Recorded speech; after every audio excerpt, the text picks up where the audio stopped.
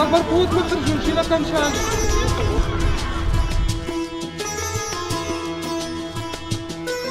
March 2020, Hardwired brought together educators and officials from 10 countries that are facing the challenge of intolerance and violence among their youth. They arrived with two important questions. Can we protect children from the intolerant ideas seeking to influence them? And can we guide children who have already been influenced by these ideas towards greater respect for those who are different from them? 5 years ago, we set out to answer these questions. And today, these questions are just as important as the day we began. What started with a small group of teachers from Iraq has since grown to include educators from Jordan, Kosovo, Lebanon, Morocco, and South Sudan. Hardwired's teachers have worked together across religious, ethnic, and even national lines to develop innovative lessons that promote pluralism and respect for the dignity and freedom of others. They have overcome cultural taboos, grievances that span generations, institutional opposition, personal threats, political instability, and even genocide and natural disasters, all to deliver the hope of a more peaceful future to their students. I think that Hardwired's first conference about education for pluralism was really very successful. It offered successful experiences in regions in the world that are really very complex and where that topic is a taboo. And they dared empower teachers, do it in their own way. Teachers like Zaina developed lessons that inspired her students in Lebanon to stand up for the rights of others in the midst of national sectarian protests.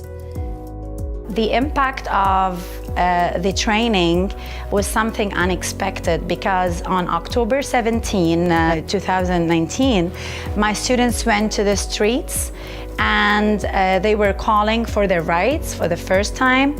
And the minute they were there, they called me and they told me, Ms. Zena, we want to play or we want to show the play to the people here. We need to talk about it because now what we have taken in theory, we're living in reality.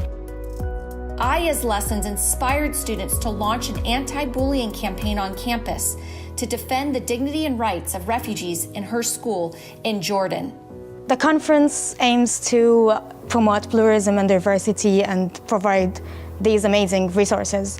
And me, myself, as an educator, I benefited a lot from the resources that I got from the conference and I got before online. And I think if we could, let's have these resources with a big training inside the countries, inside the schools for the teachers, how to use these resources, because the resources alone without the training doesn't work. The training without the resources doesn't work also. But with the resources, amazing resources, and that hardwired, let's say, training for the teachers is going to be an amazing job inside the classes, inside the schools, and that will, let's say, fulfill the whole aim of Hardwired organization, which is, let's say, promote pluralism, freedom, respect the other and diversity, and let people open new doors for their own thinkings and their mind. This type of education is very important to be applied in Jordan because it's going to lead for accepting the other. It's going to lead for a better communication between different classes, different people inside the whole community. I think it's really good if we can train some teachers here in Jordan, let them go around schools, private, public schools, and highlighted issues like this. We have seen the ripple effect of these lessons on children living under some of the most difficult circumstances. And that is why we know it is possible to prevent intolerance and overcome the cycle of conflict in their communities by teaching children to respect the dignity and the rights of others. This historic gathering was made even more special by where it was convened, in Essaouira, Morocco, at the House of Memory. This former synagogue was recently restored to preserve the history of religious and ethnic pluralism between Moroccan Muslim and Jewish communities. And it was organized in collaboration with Mr. Andre Azoulay and the Essaouira Mogador Association, which led the restoration of the House of Memory. It provided the perfect setting for a powerful conversation about the importance of education in overcoming intolerance and violence.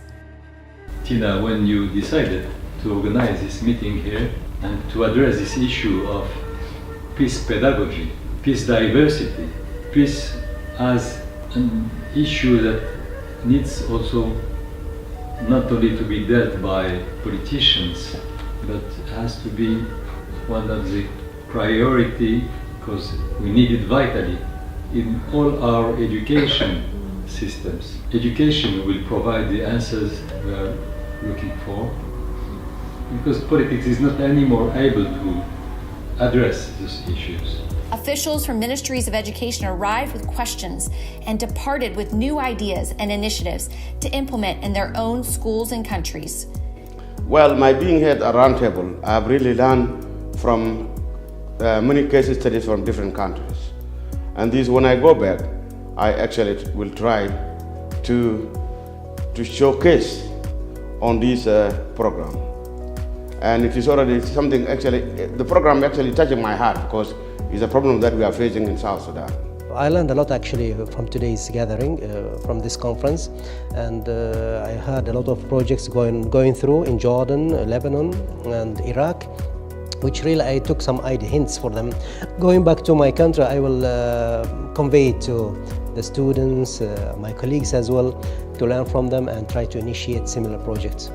And in years to come, as the program continues to grow in new countries, we're excited to see more children experience the dignity, freedom, and safety that is possible when they are taught to value the freedom and the dignity of one another.